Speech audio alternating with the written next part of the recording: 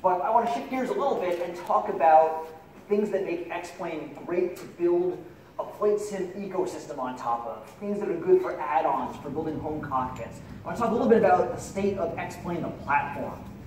So about a year, maybe a year and a half ago, Austin said to me that, he said, I want X-Plane to run at 60 FIPS and no stutters. That was Austin's request. And being a good employee, I said, oh my God, Austin, we're gonna have to ship x-plane11. It's really, I haven't done any of my features yet. It runs at 3 FIPS. I'm really stressed out right now. Why don't we not talk about this for a year? Yeah. And Austin was very, very kind. He did not bug me about this for a year. It's been a year now, so let's see how we're doing. We're not there yet. I get this about once a week on the developer blog. I have a super awesome gamer PC and my CPU is only running at 25%. My GPU is so bored it took up knitting and I paid $3,000 for this PC. What are you guys doing? I saw this picture on Reddit and it explains exactly what's going on.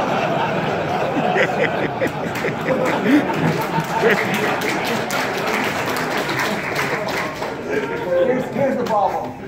We have one CPU core doing all the work of trying to render the graphics, and if you've got more, they are standing around bored. 25% CPU utilization, what that really means is that one core is doing all the work, and 3 cores are not. And the GPU is bored because that one poor core, who's trying to do all the heavy lifting himself, can't talk to the GPU fast enough to tell X-Plane how to draw at faster than 30 FIPS. So this is not so good. So I would like you to meet 2 of my friends who are going to help us get past this problem. There they are. The first one is Vulkan, and the second one is Metal. Okay? These are next generation graphics APIs that we are going to be adopting. These are new ways for X-Plane to talk to your existing video card and do it more efficiently. Vulkan is the next generation graphics API for Windows, Linux, and Android, and Metal is the next generation API for Apple, for Mac OS X, and for iOS. So this is kind of what the world looks like right now. X-Plane is based on OpenGL. This is an existing technology. It's been around for about 500 years. And Metal and Vulkan, can you guys even see the Vulkan? The colors are terrible. Metal and Vulkan are new technologies. I should say Vulkan right there. These are more like each other than they are like the legacy stuff. And by the way, just FYI, we are technical over time, so okay. We want to hear it. But Gotcha. And DirectX is actually the same situation. We have these next generation technologies which are very different than what we've had before. So why do we want these new things? There's these 3 superpowers that the new APIs give us that we need. The first one is they use a lot less CPU, and that just means more FIPS. More importantly, they are multi-core friendly, and so we can get all of the cores working on the problem of X-Plane and not just one. And the last one is subtle, but I think it might be the most important one, which is they're very predictable. If we want to fly at 60 FIPS, and we want to be stutter-free, we need a graphics technology that is not going to occasionally pause and go out to lunch and cause X-Plane to stall. So we're trying to get from a situation where X-Plane is built on top of OpenGL to one we're built on a much thinner Vulkan layer. I have some bad news and some good news about this. The bad news is that this is a huge undertaking. This is not just a simple drop-in. This might be the only thing we've talked about today that might not be done in 2017. We've already started this, and we're still looking at a year-long process. So this is a big, long-term change. The good news is, as we make the changes, X-Plane gets better immediately, and that's why X-Plane 11.02 is faster than 11.01. X-Plane 11.10 is going to be faster than 11.02, and we're going to get other features like VR and shadows. So this is going to be a long journey with our engine, but it's going to be better at every stage along the way.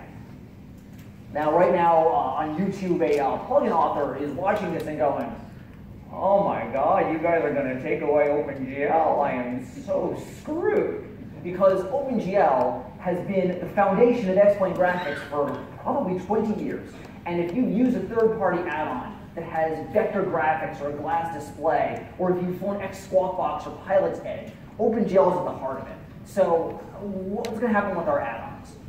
First of all, we are not taking OpenGL away in x-plane11. For the life of the product, we will keep supporting what we've always had, and that way, no one gets left out in the cold. This is going to be very similar to 64-bit, where we kept supporting 32-bit. 4 years ago, we went to the 64-bit, but we kept 32-bit around, so our pro customers were not going to get hosed. Scenery or airplanes, a lot of things are basically just going to work.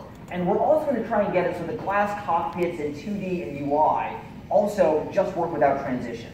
However, add-ons that draw in 3D, that would be SkyMax Pro, X-Enviro, X-Squawk Pilot's Edge, these add-ons will need to be modified. So we're working now on the plugin system modification so that people can get started and get in on this process.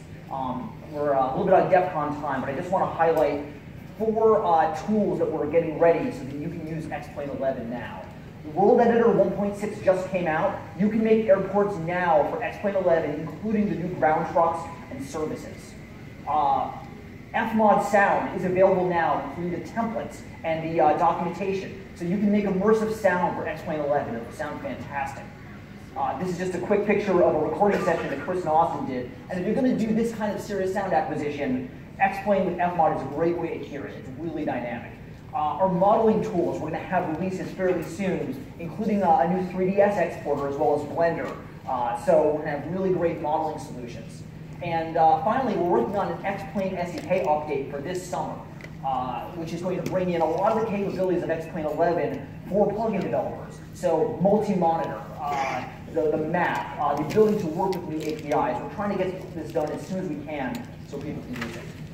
So that's the state of X-Plane. We're really happy about our add-ons.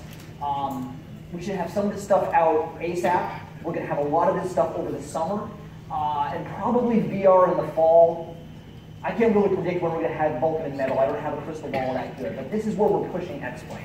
So thank you for listening. Thank you for taking the time. We'll take questions until they kick us out of the room, but thank you for supporting X-Plane.